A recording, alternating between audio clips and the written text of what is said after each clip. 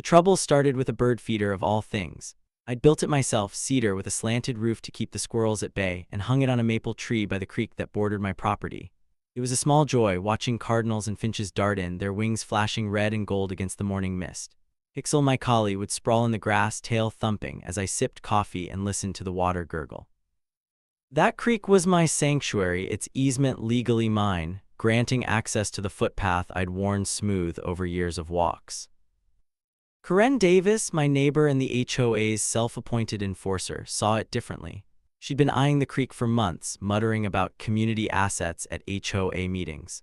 I'd ignored her, figuring she'd move on to harassing someone else's mailbox color. Then one crisp October morning, a sheriff's cruiser rolled up my driveway. Deputy Rogers, a lanky man with a graying mustache, stepped out, notepad in hand. "Morning," he said, nodding at Pixel, who trotted over for a pat. "Got a call about a bird feeder." I blinked. "My bird feeder." Before he could answer, Karen's SUV screeched to a stop at the property line. She stormed out, her platinum blonde hair bouncing, clutching a printed copy of the HOA bylaws. "It's a public nuisance," she shouted, jabbing a finger at the feeder. "Rats, squirrels, filth, it's lowering property values." Rogers raised an eyebrow, glancing at the feeder. A chickadee flitted away. "Ma'am, it's just birds," he said, his drawl steady. "No rats here." Karen's face flushed crimson. "This is a violation, Section 4, Article 2, Unsightly Structures." I crossed my arms, keeping my tone even. "It's on my property, Karen. I checked the covenants. Bird feeders are allowed." She scoffed, turning to Rogers. "He's lying, and that creek access, he's trespassing on HOA land." That's when I knew this wasn't about the feeder. The creek, with its clear water and shaded banks, was the real prize. Karen had been pushing to annex the easement, claiming it for an HOA beautification project. I'd seen her measuring the boundary last week, hammering wooden stakes into the mud. "Hold on," I said, fetching my survey documents from the house. I handed Rogers the folder, deeds, plats, and a highlighted easement clause. "This proves my access. She's the one trespassing, planting those stakes." Rogers skimmed the pages, nodding slowly. He turned to Karen. "Ma'am, these look in order. You'll need to remove those posts. They're on his land." Karen's eyes narrowed, her voice dropping to a hiss. "This isn't over, you smug little—" "Ma'am," Rogers interrupted, his tone firm but polite. "Let's keep this civil. Have a pleasant day." He tipped his hat and headed to his cruiser, leaving Karen fuming. I watched her storm back to her SUV, tires spitting gravel. Pixel whined, sensing the tension, and I knelt to scratch her ears. "It's okay, girl," I murmured, but my stomach churned. Karen wasn't the type to let a loss slide. I'd seen her bully neighbors over lawn heights and paint shades, wielding HOA fines like a scepter. This felt personal. That afternoon, I walked the boundary line. Karen's stakes were still there, half-driven into the mud, a deliberate taunt.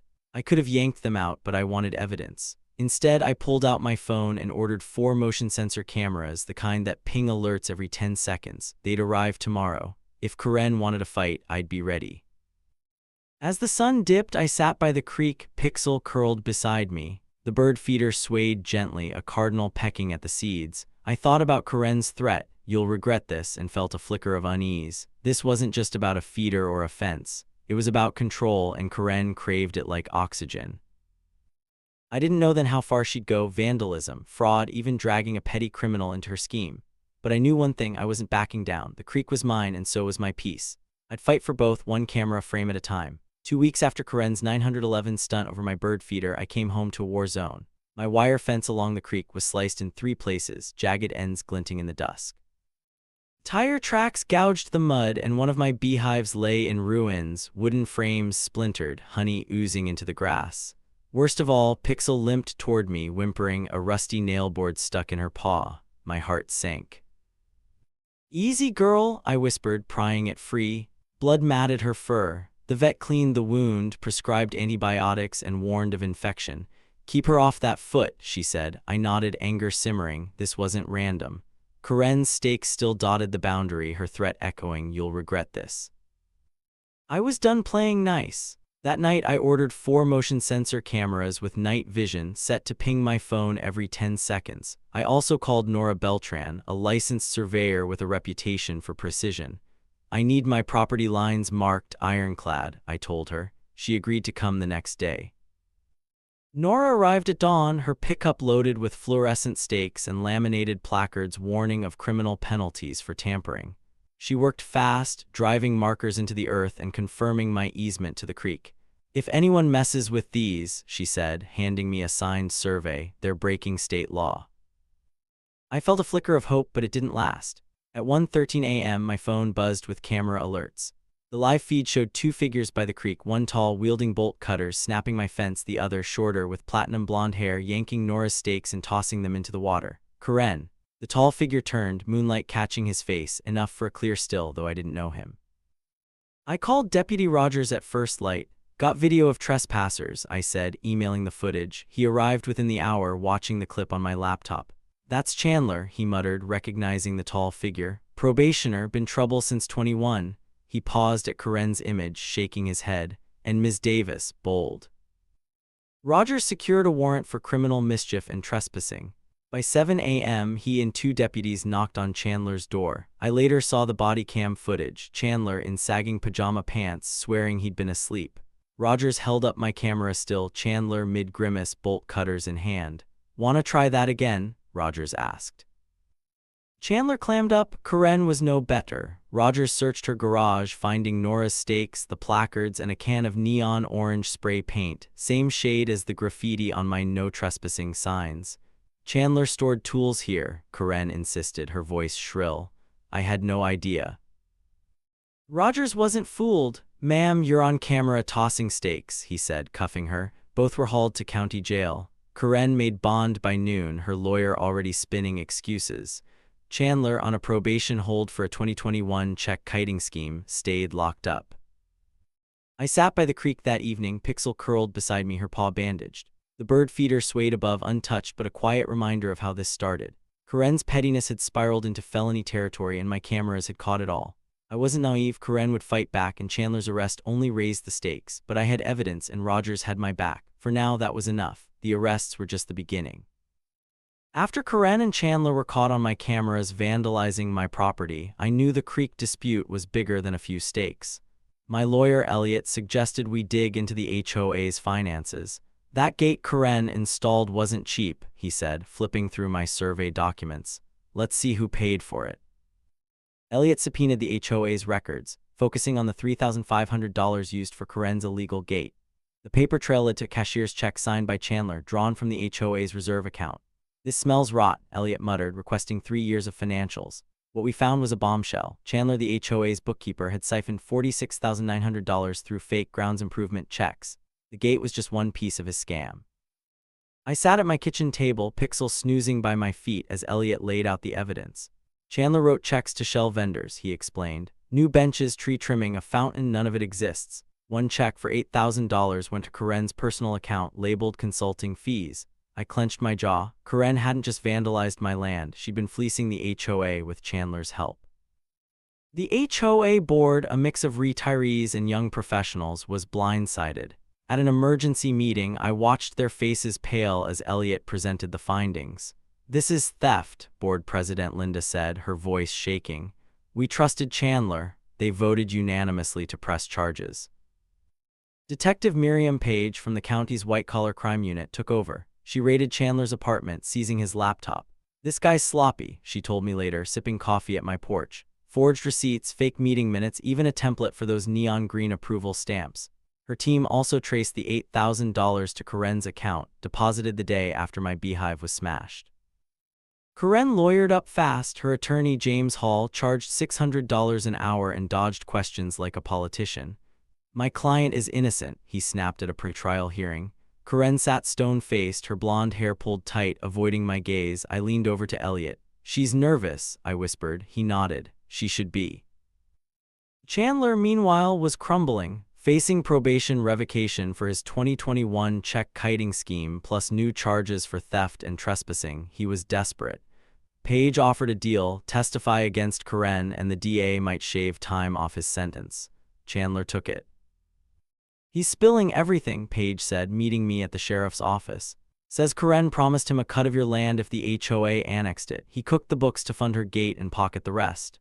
I stared at the still from my camera, Chandler with bolt cutters, Karen tossing stakes. Why'd he risk it? I asked. Paige shrugged. Greed, and Karen's persuasive.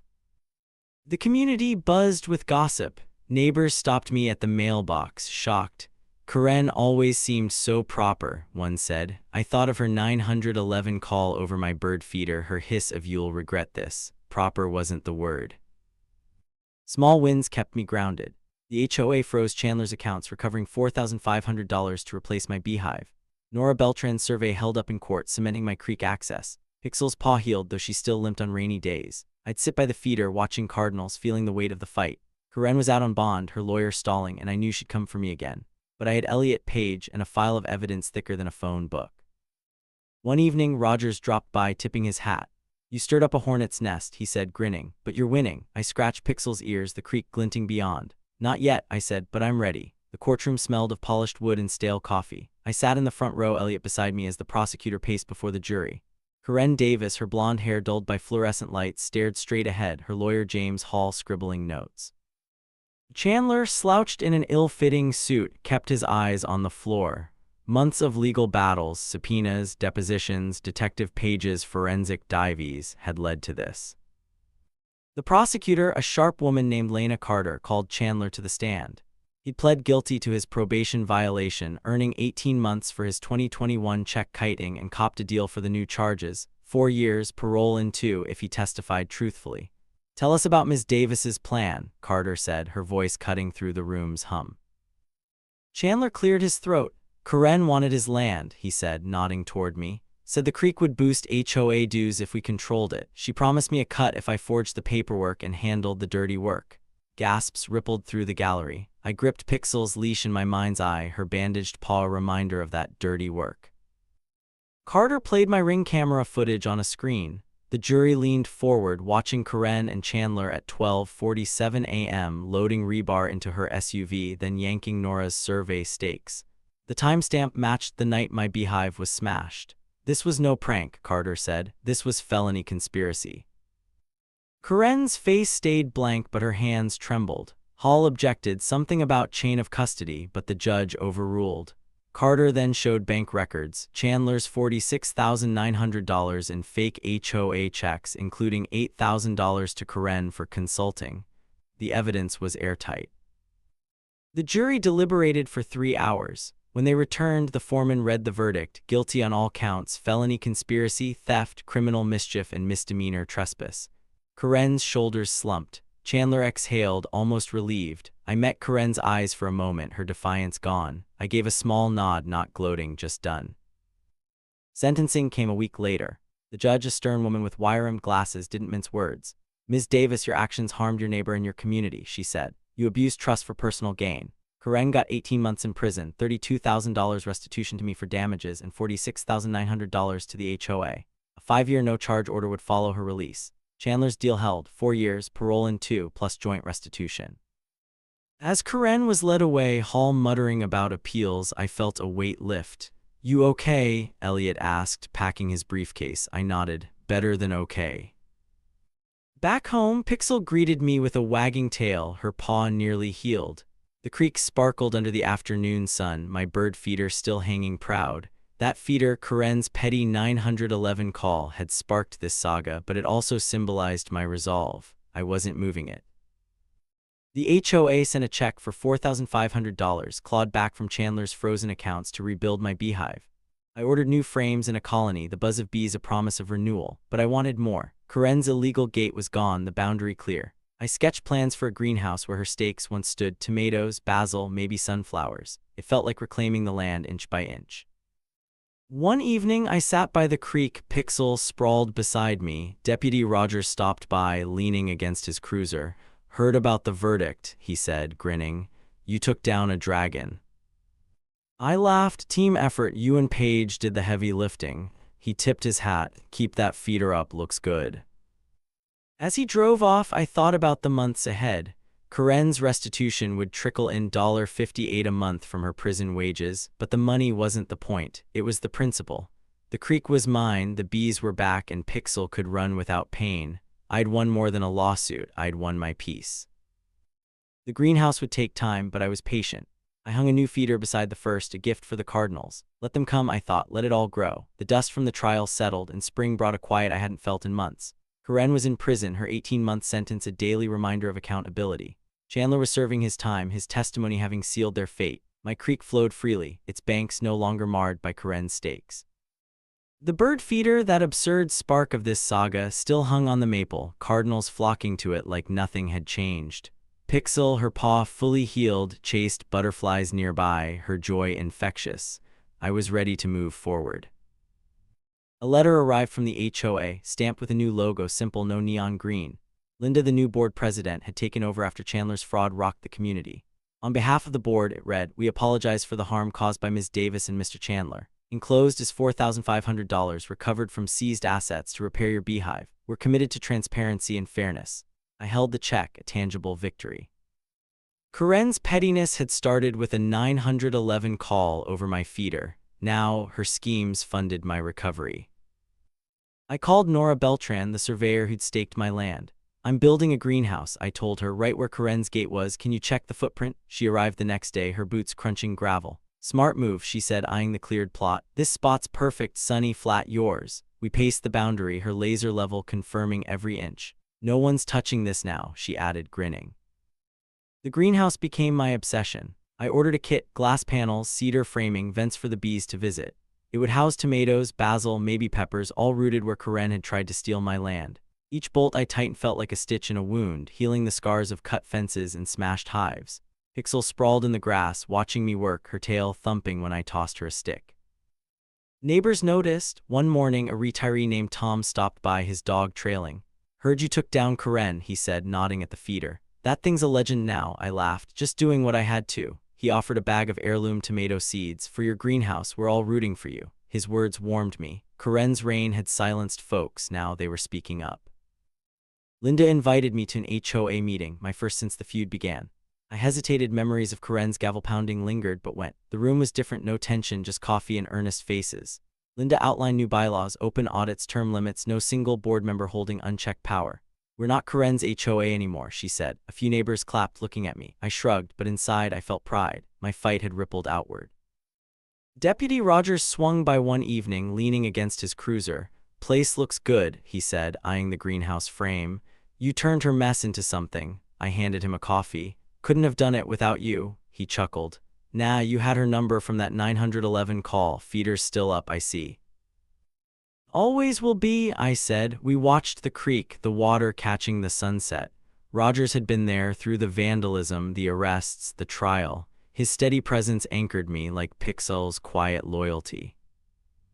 The beehive was next. With the HOA's check, I rebuilt it, stacking new frames and introducing a fresh colony.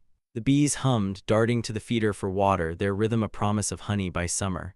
I planted sunflowers along the greenhouse path, their seeds a nod to Tom's gift. The land felt alive again, no longer a battleground. One night I sat by the creek, Pixel curled beside me. The feeder swayed, a cardinal pecking late. I thought of Karen's hiss, "You'll regret this," and smiled. She'd wanted control, I'd found freedom. The greenhouse wasn't just glass and wood, it was proof I could build from ruins. The bees, the creek, Pixel's wagging tail, they were my fresh start. I wasn't naive. Karen's restitution, $58 a month from prison wages, would take years to cover the $32,000 she owed me. But it wasn't about the money. It was about standing firm from that first 911 call to the last gavel. The community was healing, too. Linda's HOA, Tom's seeds, Roger's grin. We'd all been through the fire, but we were growing again. A year after the trial, spring painted my property in soft greens and golds. The greenhouse stood proud, its glass catching the sunrise, tomatoes ripening inside. The beehive hummed, bees darting to the creek for water. The bird feeder, that unlikely spark of Karen's wrath, still hung on the maple, a quiet monument to my victory. Pixel romped nearby, chasing a squirrel, her paw long-heeled. I thought the fight was over. Then Elaine Castor showed up. A letter arrived, postmarked from a law firm. Elaine, claiming to be Karen's cousin and heir, insisted Karen had granted her a private right-of-way across my land to the creek. The attached deed looked official, stamps, signatures, notary seal. My stomach twisted. Was this Karen's last jab from prison? I called Elliot. Smells like a hustle, he said, scanning the document. He cross-checked county records and found the deed was forged. Corinne's signature mismatched, the notary non-existent. Elaine's fishing for a settlement, Elliot said. She'll fold fast. He filed a motion to dismiss, attaching Nora Beltran's survey and my title history. Within days, Elaine withdrew her claim, her lawyer citing a misunderstanding. I exhaled, but the scare lingered. Corinne's shadow was stubborn. Another letter came, this one from Chandler. I opened it warily, expecting trouble. Instead, I found an apology. I was greedy, he wrote in neat script. Corinne pulled me in, but I chose to follow. I'm sorry for the damage, your hive, your dog, your peace. He'd earned a paralegal certificate in prison and enclosed a hand-drawn map suggesting spots for an orchard on my land. Apples do well by creeks, he noted. If you ever plant one, that's something. I sat by the feeder, Pixel at my feet, rereading the letter. Chandler's regret felt genuine, a crack in the armor of the man who'd swung bolt cutters. I wrote back, keeping it brief. Thanks for the map. Sunflowers are doing great. Apples might be next. No promises, but it felt right to respond. Hate hadn't won this fight. Maybe understanding could close it. Restitution checks started arriving from the state's crime victim fund, $58 a month, garnished from Corinne's prison wages. It would take decades to cover the $32,000 she owed me, but each deposit was a reminder she'd lost. The HOA's $46,900 restitution was trickling in too, funding Linda's new community projects. We're nomming a park bench for you, Linda teased at a meeting. I laughed. Put it by the creek. The orchard idea stuck. I called Nora to walk the land again. Chandler's no farmer, but he's not wrong, she said, pointing to a sunny slope. Apples, pears, good soil here. I ordered saplings. Granny Smith and Honeycrisp planting rows near the greenhouse. It wasn't just about fruit, it was about roots, sinking deep where Corinne had tried to uproot me. One afternoon, Roger stopped by, his cruiser idling. Heard about Elaine's stunt, he said, tossing Pixel a treat. You shut that down quick, I shrugged. Elliot's the hero, I just keep the feeder filled. He grinned. That feeder's got 9 lives. As he left, I stood by the creek, the water glinting. The feeder swayed, a cardinal landing with a flash of red. Corinne's 911 call felt distant, a spark that had burned out. Elaine's claim, Chandler's letter, the restitution, they were ripples fatting into calm. The orchard would bloom, the bees would thrive, and Pixel would run. I'd fought for this land, this peace, and won. I hung a second feeder, a twin to the first, for the birds yet to come. Full circle, I thought, and smiled. Late spring brought warmth to the creek, and my greenhouse thrived, tomatoes heavy on the vine, bees buzzing from the rebuilt hive.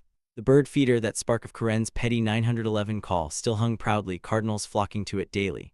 Pixel bounded across the grass, her tail a blur, the scars of that nailboard long gone.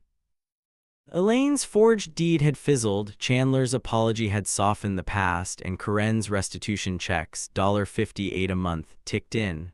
I thought the story was done, then Sprout Tomorrow called. The organic farming nonprofit had bought Corinne's property at auction, her house and lawn forfeited to cover HOA debts. Their director, Maya, reached out. We're turning it into a pollinator garden, she said over coffee at my porch. Native plants, community plots, we'd love your input given everything. The irony wasn't lost on me. Corinne had schemed to annex my land, now hers would bloom for all. I drove to her old lot, Pixel in the passenger seat. The house was gone, razed for space, the lawn already tilled. Maya walked me through their plan, raised beds, wildflowers, a bee-friendly meadow. You fought for your land, she said. Help us make this right. I nodded, feeling a spark, not of conflict, but purpose. Count me in. The first volunteer day was a Saturday, the air thick with soil and promise. I brought my brush cutter, loaning it to a volunteer clearing weeds. Linda, the HOA president, arrived with a tray of seedlings. This is our reset, she said, handing me a trowel. No more Corinne's, I laughed, digging into the earth. Deputy Rogers showed up, his uniform swapped for jeans. Couldn't miss this, he said, hauling compost. Corinne's rolling in her cell. Neighbors I hadn't seen since the trial joined in, Tom with his tomato seeds, a young couple new to the HOA, even Nora Beltran who'd staked my land. From survey pins to sunflowers, she quipped, planting a row. We worked in rhythm, turning Corinne's sterile lawn into beds of lavender, milkweed, and zucchini. Pixel wove through the crowd, earning pats and treats.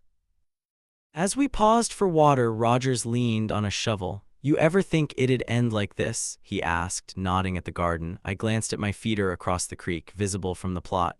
Not in a million years, I said. Corinne wanted control, this is freedom. He grinned. Damn right.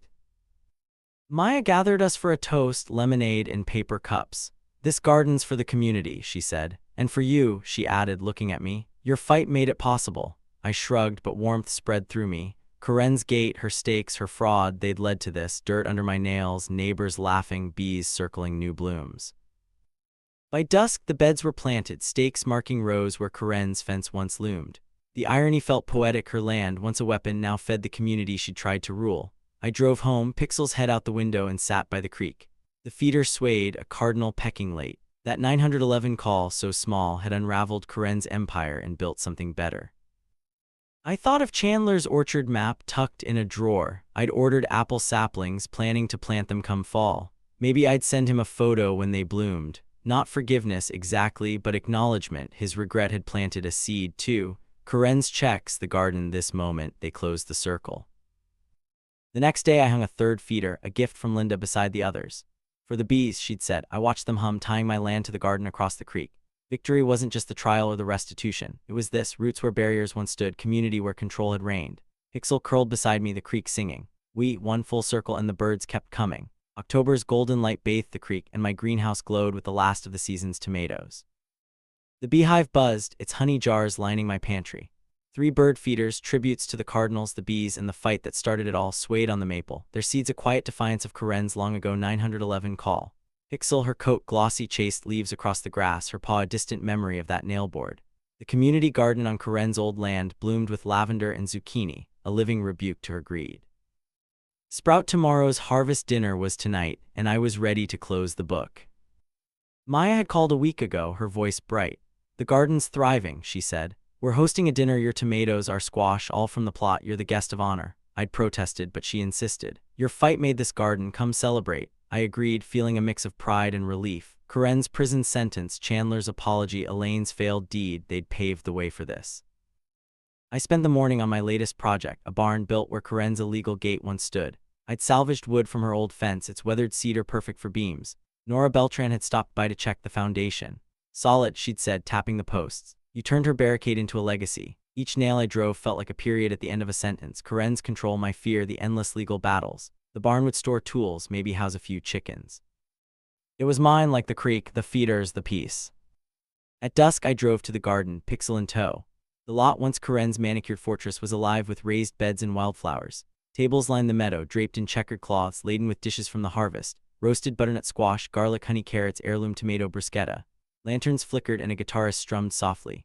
Neighbors mingled, Tom, Linda, new faces from the reformed HOA. Roger stood by a table, his hat off, laughing with a volunteer. Maya waved me over, her apron dusted with flour. You made it, she said, handing me a plate. Try the bruschetta, your tomatoes. I took a bite, the flavors bright, and grinned. Better than anything Corinne grew, she laughed. Damn right. Linda joined us, her smile warm. We owe you, she said. The HOA's different now, open books, real votes, your fight woke us up. I shrugged, uncomfortable with praise. I just wanted my creek. Rogers, overhearing, raised a glass of lemonade. And you got it, plus this, he said, gesturing to the garden. Corinne's spinning in her cell. Tom approached, holding a jar of honey. From your bees, he said. Swapped some zucchini for it. I took it, touched. You're stealing my thunder, Tom, he chuckled. Plant more tomatoes next year, we're hooked. Maya called for attention, standing on a crate. This garden's a miracle, she said, her voice carrying. Corinne Davis wanted to divide us. Instead, we grew this together. And you, she pointed at me, you stood up first. Your bird feeder started a revolution. Laughter rippled, then applause. I waved it off, but my throat tightened. That feeder, so small, had sparked a fire that burned away Corinne's control and lit this moment. We ate, talked, laughed. Rogers shared a story of Corinne's arrest, her indignant sputter as cuffs clicked. Linda described the HOA's new park, funded by Chandler's restitution. I listened, Pixel at my feet, feeling the weight of the past lift. The garden wasn't just plants, it was proof we'd won, me, the neighbors, the creek itself. Later, I walked to the barn, nearly finished, its cedar glowing under moonlight. I'd hung a feeder here, too, for the sparrows. The reclaimed wood, Corinne's fence, stood strong, a monument to what I'd turned her malice into. I planted Chandler's apple saplings that morning, their roots sinking where his bolt cutters once struck. His letter with its orchard map was framed in my kitchen, not as absolution but as a reminder, even broken things could grow. Back home, I sat by the creek, Pixel curled beside me, the feeders swayed, cardinals darting in the dark. Corinne's $58 checks would come for years, a slow drip of justice. The garden, the barn, the saplings, they were my real victory. I thought of her 911 call, her hiss of "You'll regret this." She'd been wrong. I regretted nothing. I hung a fourth feeder, a gift from Maya, its cedar matching the first. For the future, she'd said, I filled it, the seeds of promise. The creek sang, Pixel sighed, and I leaned back, peace settling like dew. The fight was over, the circle closed. We built something better, and it would grow.